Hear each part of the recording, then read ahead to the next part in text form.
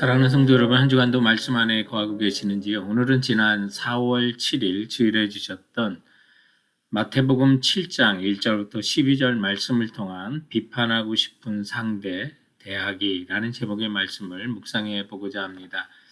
비판받지 않도록 비판하지 말라는 말씀으로 시작하셔서 제자의 황금률이라고 하는 오늘 본문의 12절에 그러므로 무엇이든지 남에게 대접받고자 하는 대로 너희도 남을 대접하라. 이것이 율법이요 선지자니라 하시는 말씀의 본문입니다. 그리스도인들은 남을 비판하지 않을 뿐더러 악플이라든지 또 자신의 이름이 감춰지는 익명이 보장되는 글에서조차 악한 글은 악한 행동은 삼가해야만 하는 것입니다. 믿는 사람이 나만 하나님 편에 있다고 생각할 때는 그 신앙의 힘을 빌려 믿지 않는 사람보다 더 큰 악행을 행할 수가 있습니다.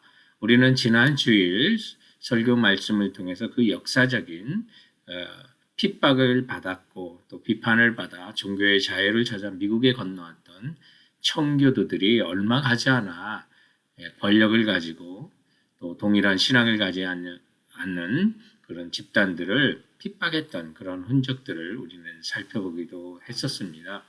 그래서 사람도 이렇게 비판에 자유롭지 못한 겁니다.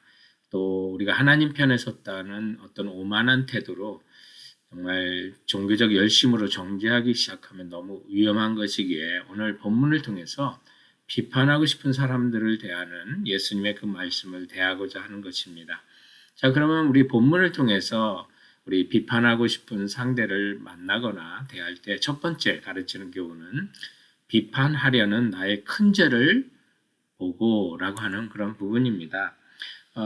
비판이라는 건 이제 형제의 약점이나 허물을 들춰내면서 험담이나 공격하는 언어의 폭력을 말하지 않습니까?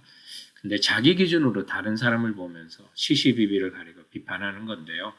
예수님께서는 이런 비판도 또 하지 말라고 하시면서 3절에 어찌하여 형제의 눈 속에 있는 티는 보고 내 눈 속에 있는 들보는 깨닫지 못하느냐라고 하시거든요.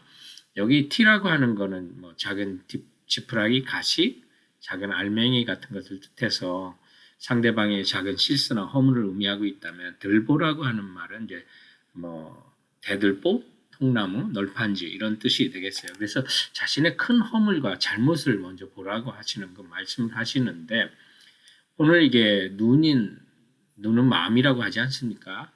결국 가서 오늘 이 본문을 살펴보면 예수님께서 하시는 그 말씀은 우리의 마음과 동기를 좀 살피면서 다른 사람의 죄와 허물을 찾으려고 하는 것이 티라면 그런 부정적인 것을 비판하려고 하는 우리의 마음이 바로 그것이 큰 죄라고 하는 바로 남을 비판하려고 정죄하고 하는 그런 마음이 바로 들보라는 것을 알려주는 거죠. 그러므로 우리가 비판하려고 할 때 정말 조심해야 되는 건 우리가 그런 마음을 가질 때 하나님께서 그것이 너가 더 큰 죄가 될 수 있다는 사실을 말씀해 주는 것입니다.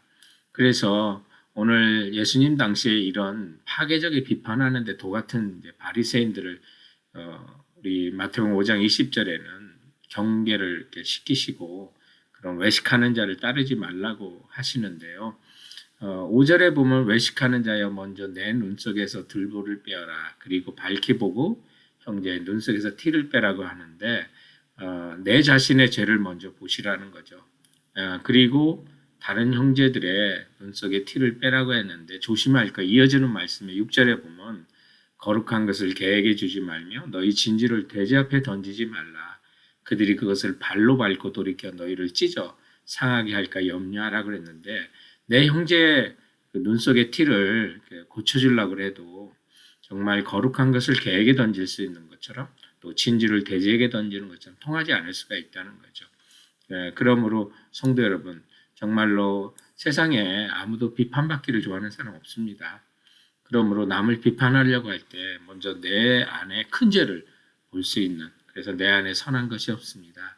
라고 인정하며 들보를 마음에서 빼내는 우리 성도들 되시기 바랍니다.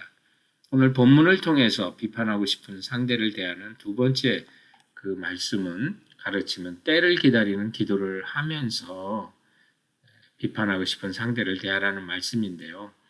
오늘 주님께서는 이제 7절에 있는 그 말씀 속에서 구하라 그리하면 너에게 주실 것이요 찾으라 그리하면 찾아낼 것이요 문을 두드리라 그리면 너에게 열릴 것이니 구하는 이마다 받을 것이요 찾는 이는 찾아낼 것이고 두드리는 이에게는 열릴 것이라고 하는 말씀을 하시는데 이 말씀은 우리가 필요할 때 주님께 간구하고 기도하면 들어준다는 말씀은 맞습니다. 그러나 오늘 이 앞뒤에 있는 그 본문을 우리가 다 종합해 본다면 이 말씀은 어떤 불편한 관계, 비판하고 싶은 사람과 쌓여 있을 때, 그리고 말이 안 통하는 상대방과 관계 속에서 관련된 그런 기도를 가르쳐 주는 것입니다.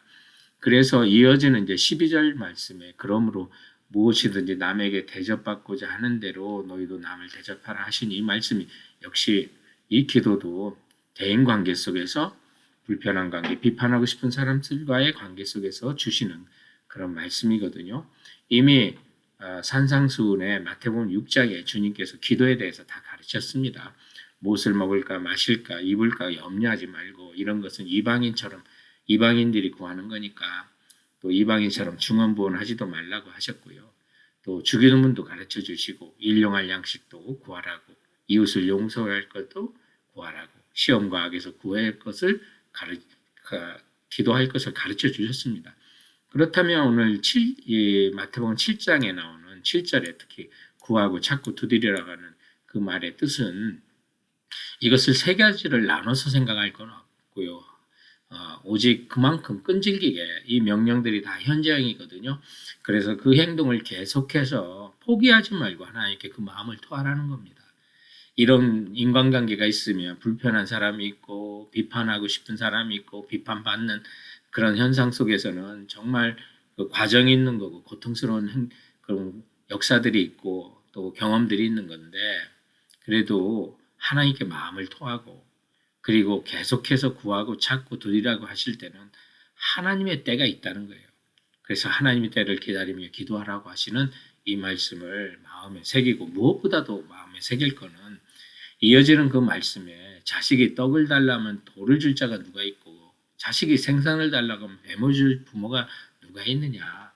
너희가 악할지라도 좋은 것을 자식에게 줄 알거는 하물며 하늘에 계신 너희 아버지께서 구하는 자에게 좋은 것을 주시지 않겠느냐고 하신 그 말씀 여러분 기억하시고 고통스러운 인간관계에 계셨다면 비판하고 싶은 사람이 있다면 오늘 우리 마음을 찡하게 올리는 하나님의 은혜의 약속의 말씀 붙드시고 나가시기 바랍니다.